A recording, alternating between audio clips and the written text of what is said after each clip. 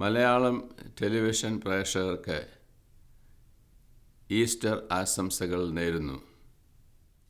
ക്രൂശിക്കപ്പെട്ട യേശു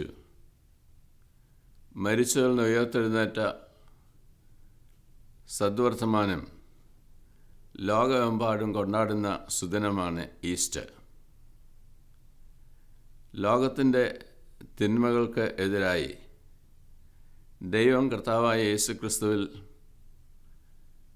പോരാടിയ സംഭവം യേശുവിൻ്റെ ക്രൂശ് മരണത്തിലൂടെയും മരിച്ചവരുടെ നിന്ന് ഉയർത്തെഴുന്നേൽപ്പിലൂടെയും ലോകത്തിന് നൽകപ്പെടുകയാണ്. തിന്മയുടെ ശക്തികളിന്മേൽ നന്മയ്ക്ക് ജയമുണ്ട് എന്നത് സ്വർഗം ചായച്ച് ഇറങ്ങി വന്ന യേശുനാഥൻ ലോകത്തെ തൻ്റെ ജീവിതത്തിലൂടെ അറിയിക്കുന്നു.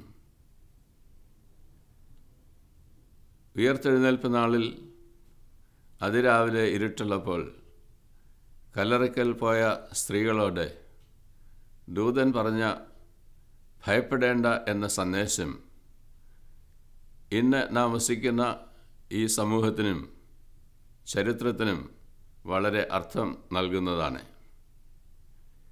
യേശുവിൻ്റെ ഉയർത്തെഴുന്നേൽപ്പ് മനുഷ്യനെ ഭയപ്പെടുത്തുന്ന എല്ലാ ശക്തികളിൽ നിന്നും വിടുതൽ നൽകുന്നു എന്ന സന്ദേശം ഈസ്റ്റർ നമുക്ക് ഇന്നേ ദിവസം നൽകുകയാണ്.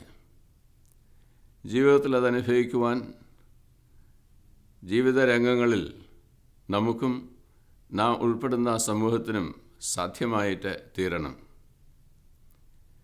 ദുഃഖത്തിൻ്റെയും നിരാശയുടെയും അനുഭവത്തിൽ മൃതദേഹത്തിൽ സുഗന്ധതൈലം പൂശുവാൻ പോയ സ്ത്രീകൾക്കാണ് ഒഴിഞ്ഞ കല്ലറ കാണുന്നതിന് ഇടയായതും യേശു ഉയർത്തെഴുന്നേറ്റിരിക്കുന്നു എന്ന ദൂതന്മാരിലൂടെ ശ്രവിക്കുന്നതിനും ഇടയായത്. വിശുദ്ധ യോഹന്നാൻ തൻ്റെ സുവിശേഷത്തിലൂടെ യേശുവിൻ്റെ ശരീരം കാണാതിരുന്ന മഗ്ദലക്കാരത്തി മറിയ യേശുവിൻ്റെ ശരീരം എവിടെയായിരിക്കും എന്നന്വേഷിച്ച് തോട്ടത്തിൽ തന്നെ നിൽക്കുമ്പോൾ ഉയർത്തെഴുന്നേറ്റ യേശു മറിയേ എന്നവളെ വിളിക്കുന്നത് കേൾക്കുന്നതിനും റബൂനി എന്ന് പ്രതികരിച്ച് യേശുവിൻ്റെ അടുത്തേക്ക് ഓടിവരുന്നതിനും ഇടയായിട്ട് തീർന്നു. ഉദ്ധിതനായ ക്രിസ്തു അവളോട് പറയുന്നത്, എന്നെ തൊടരുത്, എന്നാൽ നീ പോയി ശിഷ്യന്മാരോട് പറയണം ഞാൻ ഉയർത്തെഴുന്നേറ്റിരിക്കുന്നു എന്നത്. ഉയർത്തെഴുന്നേറ്റ യേശു ക്രിസ്തു ഗലീലയ്ക്ക് യാത്ര ചെയ്യുന്നു എന്നത് ശിഷ്യന്മാരോട് പറയുന്നതിനാണ് ദൂതന്മാരും സ്ത്രീകളോട് ആവശ്യപ്പെട്ടത്. വിശുദ്ധ മത്തായിയുടെ സുവിശേഷത്തിൽ അപ്രകാരമാണ് നാം വായിക്കുന്നത്. സാധാരണക്കാരായ ആളുകളുടെ ജീവിത രംഗത്തേക്ക് പുനരുത്ഥാനത്തിൻ്റെ ശക്തിയുമായി കടന്നു ചെല്ലുന്ന യേശുവിനെ അവിടെ ചെന്ന് കാണുവാനുള്ള ആഹ്വാനം ഈസ്റ്റർ ദിനത്തിൽ നൽകപ്പെടുന്നു. ഇന്ന് മനുഷ്യ ജീവിതത്തെ ഭയപ്പെടുത്തുന്ന അനുദിന ജീവിത സംഭവങ്ങൾ ഏറിക്കൊണ്ടിരിക്കുന്നു. Religious fundamentalism, racial discrimination, gender discrimination, terrorism, abuse of the modern technology ആദിയായിട്ടുള്ള സംഭവങ്ങൾ മനുഷ്യ ജീവിതത്തെ ദുസ്സഹമാക്കുന്നു. ഇതിൽ നിന്നുള്ള വിടുതലും അതിൽ നിന്നുള്ള ഉത്ഥാനവും ഇന്ന് ചരിത്രത്തിൽ സാധ്യമാണ് എന്ന സന്ദേശമാണ് ഈസ്റ്റർ നമുക്ക് നൽകുന്നത്. ആ സന്ദേശം ഉൾക്കൊള്ളുവാൻ ഇടയാവുന്ന നാം ഓരോരുത്തരും സാധാരണക്കാരായ മനുഷ്യർക്ക് അത് ജീവിത അനുഭവമാക്കി മാറ്റുവാൻ തക്കവണ്ണം നമ്മളുടെ ജീവിതത്തെ സമർപ്പിക്കാം. അതാകട്ടെ നാം ഇന്ന് സകലർക്കും നൽകുന്ന ഈസ്റ്റർ സമ്മാനം. ദൈവം നമ്മെ അനുഗ്രഹിക്കട്ടെ. The song we will be singing is Parishittan Mahonada Devan. It was written originally in Nepali by Kiran Kumar Pradhan. A group called Heartbeats rewrote this song, and we will be singing their version of this song. In the first stanza, we will be singing Malayalam and Tamil. In the second stanza, we will be singing Hindi and Telugu. This song is considered to be one of the best ballads to listen to. So sit back and enjoy. Happy Easter.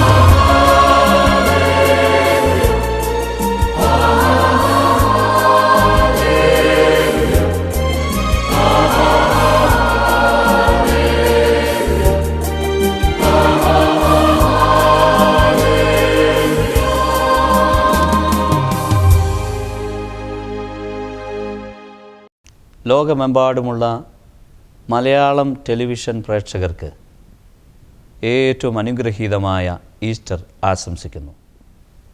ദൈവപദ്ധതിയിൽ കർത്താവ് ഉയർത്തെഴുന്നേറ്റു. ക്രിസ്തു ഇന്നും ജീവിക്കുന്നു. അനേകർ സന്തോഷിക്കുന്ന സുദിനമാണ് ഇന്ന്. നമുക്കും ദൈവത്തെ മഹത്വപ്പെടുത്താം. നോമ്പിൻ്റെ അവസാനമാണിന്ന്. 50 ദിവസം വ്രതം മാത്രമല്ല, നന്മയെ സ്വീകരിപ്പാനും തിന്മയെ ഉപേക്ഷിക്കാനും തീരുമാനങ്ങളെടുത്ത ദിനങ്ങൾ. 50 ദിവസം ഏറെ കഷ്ടപ്പാടുകളായിരുന്നു. എന്നാൽ മത്സ്യമാംസങ്ങളോടൊപ്പം നാം ഉപേക്ഷിച്ച ദുശീലങ്ങളുടെ വലിയൊരു ലിസ്റ്റുണ്ടാകും. ഈസ്റ്ററോടുകൂടി അത് ആരംഭിക്കരുത്. അതിനെ എന്നേക്കുമായി ഉപേക്ഷിക്കാനുള്ള വലിയ ശക്തി ആർജിച്ച ദിവസങ്ങളാണിത്. ദൈവത്തിൻ്റെ വലിയ കരുത്താർജിച്ച ദിവസങ്ങൾ ഉയർപ്പോടുകൂടി സെലിബ്രേറ്റ് ചെയ്യപ്പെടുകയാണ്. ഒരു നേരം വിശന്നിരുന്ന് വിശക്കുന്നവൻ്റെ വേദന അറിഞ്ഞ ദിവസങ്ങളായിരുന്നു. ഈ ഒരു നേരം വിശന്നിരുന്നു എന്ന് മാത്രമല്ല, ഒരു നേരത്തിനായി ഞാൻ ഭക്ഷണത്തിന് ഉപയോഗിച്ച പണം മറ്റൊരുവൻ്റെ വിശപ്പ് മാറ്റാൻ ഉപയോഗിക്കുകയായിരുന്നു. എനിക്ക് ഒരു നേരത്തെ വിശപ്പിൻ്റെ വില അറിയാൻ സാധിച്ചു. ഈ വിശപ്പിൻ്റെ വില കൊണ്ട് ഒരുവൻ ഒരു നേരത്തെ ഭക്ഷണം കഴിച്ചു. രുചി വെടിഞ്ഞ് രുചി പകരുക എന്നത് എത്ര ധന്യമായ ദിനങ്ങളായിരുന്നു ഇത്. മാറ്റിവെച്ച ദുശീലങ്ങളെയെല്ലാം വീണ്ടും തുടങ്ങാനല്ല, മറിച്ച് ദൈവത്തിൻ്റെ വലിയ ശക്തിയിൽ ഇത് തുടർന്നു കൊണ്ടുപോകാനാണ്. ഈസ്റ്റർ മരണശക്തികളുടെ മേലുള്ള വിജയമാണ്. തിന്മകളുടെ ശക്തികളുടെ മേൽ ദൈവം വിജയിച്ചിരിക്കുന്നു. തിന്മകളുടെ ശക്തി കൊടികുത്തി വാഴുന്ന ഒരു ലോകമാണിന്ന്. എവിടെ നോക്കിയാലും തിന്മയുടെ വളർച്ച കണ്ട് നാം പോലും പലപ്പോഴും അസൂയപ്പെടുന്നുണ്ട്. തിന്മയുടെ മാത്രം വിജയമാണോ ഈ ലോകത്തിലുള്ളത് എന്ന് ചിന്തിച്ചു പോകാറുണ്ട്. എന്നാൽ നന്മയാൽ തിന്മയെ ജയിക്കാൻ പറഞ്ഞ ക്രിസ്തുവിൻ്റെ വിജയമാണ്, ദൈവത്തിൻ്റെ വിജയമാണ്. നന്മയും തിന്മയും തമ്മിലുള്ള യുദ്ധം ലോകമുള്ള കാലത്തോളം നിലനിൽക്കും. ആർക്കാണ് വിജയം? നമ്മുടെ കാഴ്ചപ്പാടിൽ തിന്മയ്ക്കാണ് വിജയം. ഇപ്പോൾ അങ്ങനെയാണല്ലോ ലോകത്ത് കാണുന്നത്. കൊള്ളയും കൊള്ളിവെപ്പും നടത്തുന്നവൻ ജീവിതത്തിൽ വിജയിച്ചു പോകുന്നു. നമുക്കെന്തേ ഈ വിജയം ലഭിക്കാത്തതെന്നോർത്ത് വിശ്വാസികൾ പോലും ഭാരപ്പെടുന്നു. എന്തിന് ദൈവത്തിൽ വിശ്വസിക്കുന്നു എന്ന് ചിന്തിക്കുന്ന ചില നിമിഷങ്ങൾ. ഇവിടെയാണ് ക്രിസ്തു നമുക്ക് നൽകുന്ന സന്ദേശം. ആത്യന്തികമായ വിജയം ക്രിസ്തുവിനാണ്, നന്മയ്ക്കാണ്, ദൈവത്തിനാണ്. ഈ പ്രഭാതത്തിൽ സ്ത്രീകൾ കല്ലറയ്ക്കൽ ചെന്ന് നോക്കുന്നു. അവർക്ക് അവിടെ മരിച്ചവ ക്രിസ്തുവിനെ കാണാൻ കഴിയില്ല. അവൻ ഉയർത്തെഴുന്നേറ്റിരിക്കുന്നു. ശൂന്യമായ കല്ലറ സത്യത്തെയും നന്മയെയും ആർക്കും ഒരു നാളും മൂടിവെക്കാനാവില്ല. സത്യത്തെ മൂടിവെക്കാൻ ഒരു കല്ലറയ്ക്കോ ഒരു കബറടക്കത്തിനോ ഒരു പാറക്കഷണത്തിനോ അതിനെ ലോക്ക് ചെയ്ത് വയ്ക്കാൻ പറ്റിയ പൂട്ടോ ഇന്ന് ആരും കണ്ടുപിടിച്ചിട്ടില്ല എന്ന് ക്രിസ്തു തെളിയിക്കുകയാണ്. നന്മ വിജയിക്കുക തന്നെ ചെയ്യും. ക്രിസ്തു പറയുന്നു, നിൻ്റെ ഒരു ചെകിട്ടത്തടിക്കുന്നവന് മറ്റേ ചെകിട് കൂടി കാണിച്ചു കൊടുക്കണം. അവൻ പറഞ്ഞതുപോലെ തന്നെ അവൻ പ്രവർത്തിക്കുകയും ചെയ്തു. അവൻ്റെ ചെകിട് കാണിച്ചു കൊടുത്തു എന്ന് മാത്രമല്ല, അവൻ്റെ വിലാപ്പുറം കൂടി അവൻ കാണിച്ചു കൊടുത്തു. അവർ അവനെ കുത്തി, അവനെ ക്രൂശിച്ചു, അവനെ കല്ലറയിൽ വെച്ചു. എന്നാൽ അവിടം കൊണ്ട് അവസാനിക്കുന്നില്ല ക്രിസ്തുവിൻ്റെ ക്ഷമ. ക്ഷമയുടെ നെല്ലിപ്പലക വരെ കാണാൻ, അതിനപ്പുറത്ത് പോകാൻ അവൻ തയ്യാറായിരുന്നു. അവൻ തന്നെത്താൻ ത്യജിക്കാൻ തയ്യാറായിരുന്നു. എന്നാൽ ദൈവത്തിന് ഈ ക്ഷമയെ കാണാതിരിക്കാൻ കഴിയില്ല എന്നാണ് ഈസ്റ്റർ തെളിയിക്കുന്നത്. ക്ഷമിക്കുന്നവൻ ഉയർത്തെഴുന്നേൽക്കും, ക്ഷമിക്കുന്നവൻ ലോകത്തിൽ ജീവിക്കും. അതുകൊണ്ട് നന്മ ചെയ്യുന്നവർ ഇനി ദുഃഖിക്കേണ്ട. അവൻ ഉയർത്തെഴുന്നേറ്റിരിക്കുന്നു. നന്മ ചെയ്യുന്നവരോടൊപ്പം അവൻ ചേർന്നു നടക്കുകയായിരുന്നു, അവർക്ക് ശക്തി പകരാൻ, ലോകത്ത് നന്മ ചെയ്ത് വിജയിക്കാൻ, വിജയം കാണാൻ. നന്മയാൽ തിന്മയെ ജയിക്കുന്നൊരു ലോകം, അത് കെട്ടിപ്പടുക്കാനായിരുന്നു അവൻ്റെ യാത്ര മുഴുവൻ. അതുകൊണ്ട് മരണം കൊണ്ട് അവൻ്റെ യാത്ര അവസാനിച്ചില്ല എന്നവൻ തെളിയിക്കുന്നു. ഉയർത്തെഴുന്നേറ്റ ക്രിസ്തു ഇന്ന് ലോകത്തിൽ വേദനിക്കുന്നവരോടൊപ്പവും നന്മ പ്രവർത്തിക്കുന്നവരോടൊപ്പവും യാത്ര ചെയ്യുന്ന ക്രിസ്തുവാണ്. അവനെ നമുക്ക് ഈ ലോകത്തിൽ പലയിടത്തും കാണാൻ കഴിയും. നമ്മോടൊപ്പം അവൻ യാത്ര ചെയ്യുന്നുണ്ടോ എന്നത് പ്രധാനപ്പെട്ടതാണ്. നന്മയിൽ നിന്ന് ഒളിച്ചോടിപ്പോയവരെയും അവൻ തിരിച്ചു കൊണ്ടുവരാൻ ശ്രമിക്കുന്നു. യെരുശലേമിൽ നിന്ന് എമ്മൗസിലേക്ക് യാത്ര ചെയ്യുന്ന ശിഷ്യന്മാരോടൊപ്പം അവൻ യാത്ര ചെയ്തത് അവരെ തിരികെ കൊണ്ടുവരാനാണ്. നന്മ വിട്ട് ഓടിപ്പോയ പത്രോസിനെ തിരികെ കൊണ്ടുവരുന്നത് നമുക്ക് ഒരു വലിയ സാക്ഷ്യമാണ്. നന്മ വിട്ട് ഇതുകൊണ്ടൊരു പ്രയോജനവുമില്ല എന്ന് ചിന്തിക്കുന്ന ആയിരക്കണക്കിന് വിശ്വാസികളുടെ മുമ്പിൽ, ആയിരക്കണക്കിന് നന്മ പ്രവർത്തിക്കുന്നവരുടെ മുമ്പിൽ ഇന്ന് ദൈവം ഇറങ്ങി വരുന്നു, നമ്മോടൊപ്പം യാത്ര ചെയ്യുന്നു. അതുകൊണ്ട് ഒരു കല്ലറയ്ക്കും തടുക്കാനാവാത്ത നന്മയുടെ ഉറവിടമായി നമുക്ക് ഈ ലോകത്തിൽ ജീവിക്കാം. ക്രിസ്തുവിൻ്റെ ഉയർപ്പ് ഭയപ്പെട്ടിരുന്നവർക്ക് വലിയ പ്രത്യാശയായി തീരുകയായിരുന്നു. വിദ്യാർത്ഥികളുടെ ഇടയിൽ നടത്തിയ ഒരു സർവേ ഇപ്രകാരം സാക്ഷീകരിക്കുന്നു. അവരോടൊരു ചോദ്യം ചോദിച്ചു, what is the basic feeling towards life? അവരുടെ ഉത്തരം ഇപ്രകാരമായിരുന്നു, we fear to grow up. വളരാൻ ഭയപ്പെടുന്നു. ലോകത്തിൽ ഭയപ്പെടുത്തുന്ന ശക്തികളാണ് ഇന്ന് നമുക്ക് കാണാൻ കഴിയുന്നത്. നാമും അതിലൊട്ടും പുറകിലല്ല. എല്ലാ ദിവസവും ജീവിക്കാൻ പേടിയാണ്, യാത്ര ചെയ്യാൻ ഭയപ്പെടുന്നു, ലോകത്തിൽ ഓരോ നിമിഷവും മുമ്പോട്ട് പോകാൻ ഭയപ്പെടുന്നു. കാലുകൾ ഇടറിപ്പോകുന്നത് ഈ ഭയപ്പാടിലാണ്. എന്നാൽ ക്രിസ്തുവിൻ്റെ ഉയർത്തെഴുന്നേൽപ്പ് ഈ ഭയപ്പാടിനപ്പുറത്തേക്ക് തൻ്റെ ശിഷ്യഗണങ്ങളെ ഉയർത്താൻ കഴിയുന്ന ഒന്നായിരുന്നു. യഹൂദന്മാരെ പേടിച്ച് വാതിലടച്ച് വളരെ നിരാശയിൽ കഴിഞ്ഞിരുന്ന ശിഷ്യന്മാരോട് യേശു നടുവിൽ ചെന്ന് അരുളി ചെയ്യുകയാണ്, നിങ്ങൾക്ക് സമാധാനം, നിങ്ങൾ ഭയപ്പെടേണ്ട. കർത്താവിൻ്റെ ശക്തിയെ ഉൾക്കൊണ്ട് അവർ പിന്നീട് യാത്ര ചെയ്തത് ലോകത്തെ കീഴ്മേൽ മറിക്കാൻ ശക്തിയുള്ള അപ്പോസ്തലന്മാരായാണ്. അവരുടെ ഭയം മാറി എന്ന് മാത്രമല്ല, സാധാരണക്കാരിൽ സാധാരണക്കാരനായ പത്രോസ് പോലും ലോകത്തെ കീഴ്മേൽ മറിക്കുന്ന ശക്തിയുള്ളവനായി മാറുകയായിരുന്നു. രാജാക്കന്മാരുടെ മുമ്പിലും പ്രഭുക്കന്മാരുടെ മുമ്പിലും നന്മയ്ക്ക് വേണ്ടി നിലനിൽക്കാൻ അപാരമായ ശക്തി ആർജിക്കുകയായിരുന്നു. ഇത് ഈസ്റ്ററിൻ്റെ സന്ദേശമാണ്. തിന്മയെ ഭയപ്പെട്ട് ജീവിക്കാൻ നമുക്കാവില്ല. ഇനിയും തിന്മയെ വെറുക്കുന്നു എന്ന് മാത്രമല്ല, നന്മയോട് ചേർന്ന് നിൽക്കാനുള്ള ചങ്കുറപ്പ് നേടുക എന്നതും പ്രധാനപ്പെട്ടതാണ്. ക്രിസ്തുവിൻ്റെ ഉയർത്തെഴുന്നേൽപ്പ് നമുക്കപ്രകാരമുള്ള ബലവും ശക്തിയും നൽകട്ടെ. കാലിടറാതെ നടക്കുക മാത്രമല്ല, നടുനിവർന്ന് നിന്ന് തിന്മയ്ക്കെതിരെ പോരാടാനുള്ള ശക്തി ആർജിക്കുക. ജീവൻ നൽകുന്ന ബന്ധങ്ങളിലാണ് ഉയർത്തെഴുന്നേൽപ്പ് സാധ്യമാകുന്നത്. വേദപുസ്തകം പറയുന്ന മരണം ബന്ധങ്ങളിലുള്ള അകൽച്ചയാണ്. ആദിയിൽ ദൈവം ആകാശവും ഭൂമിയും സൃഷ്ടിച്ചു. എല്ലാറ്റിനെയും പൂർണ്ണമാക്കിയതിനു ശേഷം ആദമിനെയും ഹൗവയും സൃഷ്ടിക്കുകയായിരുന്നു. ഏദൻ തോട്ടത്തിൻ്റെ നടുവിൽ നിൽക്കുന്ന വൃക്ഷത്തിൻ്റെ ഫലം നീ തിന്നരുത്, തിന്നുന്ന നാളിൽ നീ മരിക്കും. എന്നാൽ ഏറെ താമസിക്കാതെ അവരും വീണുപോയി, നമ്മെപ്പോലെ. തിന്മയുടെ ശക്തി അവരുടെ മേൽ വിജയം വരിക്കുകയായിരുന്നു. നടുവിൽ നിൽക്കുന്ന വൃക്ഷത്തിൻ്റെ ഫലം അവർ കഴിച്ചുപോയി. എന്നാൽ വേദപുസ്തകം പറയുന്നില്ല അന്ന് ആളിൽ അവൻ അവിടെ വീണ് മരിച്ചുപോയി എന്ന്.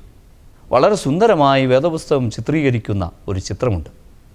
എല്ലാ നാളും ദൈവം തമ്പുരാൻ മനുഷ്യനോട് ചേർന്ന് നടക്കുകയായിരുന്നു. എന്നാൽ വൃക്ഷത്തിൻ്റെ ഫലം തിന്ന ദിവസം, അത് ഭക്ഷിച്ച ദിനം തന്നെ വെയിലാറിയപ്പോൾ ദൈവം തമ്പുരാൻ മനുഷ്യനോട് ചേർന്ന് നടക്കാൻ ഏദൻ തോട്ടത്തിലേക്ക് വരുന്നു. നിർഭാഗ്യമെന്ന് പറയട്ടെ, ആദമേ നീ എവിടെ എന്ന് വിളിച്ചു ചോദിക്കുന്നു. അതുവരെ കൂടെ നടന്നവൻ അന്ന് അപ്രത്യക്ഷനായിരിക്കുന്നു. അവൻ പറയുന്നു, ഞാൻ ഇന്ന് ദൂരെയാണ്, ഞാൻ ഇന്ന് വളരെ നാണിക്കുന്നു നിൻ്റെ മുമ്പിൽ വരാൻ. അവന് നാണം തോന്നി. ഇതാണ് ലോകത്തിൻ്റെ ചിത്രം. തിന്മ ചെയ്യുന്ന നാളിൽ നീ ദൈവത്തിൽ നിന്നും അകലുകയാണ്.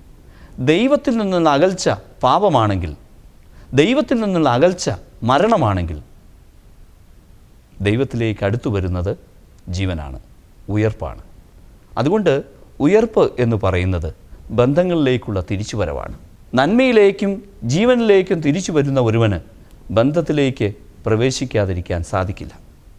നഷ്ടപ്പെട്ടു പോയ ബന്ധങ്ങളെയെല്ലാം തിരിച്ചു കൊണ്ടുവരുന്ന ദിനമാണ് ഈസ്റ്ററിൻ്റെ ദിനം. ഉയർത്തെഴുന്നേൽപ്പിൻ്റെ ദിനം ബന്ധങ്ങളിലെ ഉയർത്തെഴുന്നേൽപ്പാണ്. എവിടെയെല്ലാം നമ്മുടെ ബന്ധങ്ങൾ നഷ്ടപ്പെട്ടിട്ടുണ്ടോ അവിടെ ഉയർത്തെഴുന്നേൽക്കണം. നഷ്ടപ്പെട്ടു പോയ മകനെക്കുറിച്ച്, പ്രോഡിഗൽ സൺ, ലോസ്റ്റ് സൺ, അവനെക്കുറിച്ച് പറയുന്നത്, ഈ എൻ്റെ മകൻ മരിച്ചവനായിരുന്നു, ഇപ്പോൾ ജീവിച്ചിരിക്കുന്നു. അവൻ ഭവനത്തിൽ നിന്ന് ദൂരെയായപ്പോൾ അവൻ മരിച്ചവനായിരുന്നു, എന്നാൽ ഭവനത്തിലേക്ക് തിരിച്ചു വന്നപ്പോൾ അവന് ജീവൻ പ്രാപിക്കുകയായിരുന്നു. ഉയർത്തെഴുന്നേൽപ്പ് ജീവങ്കലേക്കുള്ളൊരു ക്ഷണമാണ്. നമ്മുടെ ഉള്ളിലുള്ള ജീവൻ ബന്ധം അതിനെ നഷ്ടപ്പെടുത്താതിരിക്കട്ടെ. സഹജീവികളുമായി ദൈവവുമായി അഗാധമായ ബന്ധത്തിൽ നമുക്ക് ജീവിക്കാം. പരസ്പരം കരം കോർത്ത് പിടിച്ച് ഈ ഈസ്റ്ററിൻ്റെ അർത്ഥം നമ്മുടെ ജീവിതത്തിലേക്ക് നമുക്ക് ട്രാൻസ്ഫർ ചെയ്യാം. ദൈവം നമ്മെ ശക്തീകരിക്കട്ടെ. ദൈവത്തിൻ്റെ ശക്തി നമ്മോട് കൂടെയിരിക്കട്ടെ. അവൻ നമ്മോട് ചേർന്ന് നടക്കുകയാണ് നമ്മുടെ ബന്ധങ്ങളിൽ ദൈവമായി മനുഷ്യനായി. ഏവർക്കും ഒരിക്കൽ കൂടി ഈസ്റ്റർ ആശംസിക്കുന്നു. ദൈവം നിങ്ങളെ അനുഗ്രഹിക്കട്ടെ. ക്രൂശിൽ ചൊരിഞ്ഞ ദൈവസ്നേഹത്തിന് പകരം നാം എന്തു നൽകും? നമ്മുടെ ഹൃദയം പൂർണ്ണമായി സൃഷ്ടാവിൽ സമർപ്പിച്ച് ദേശത്തെങ്ങും സുവിശേഷവുമായി പോകാം. ഈ ഈസ്റ്റർ നാളുകളിൽ നമ്മുടെ സൃഷ്ടാവിൻ്റെ ക്രൂശിലെ ത്യാഗത്തെയും സ്നേഹത്തെയും കരുതലിനെയും ഓർത്ത് അവനെ വാഴ്ത്തിപ്പാടാം. ഹിസ് വോയ്സ് അവതരിപ്പിക്കുന്നു ക്രൂശിൽ കണ്ടു ഞാൻ നിൻ സ്നേഹത്തെ.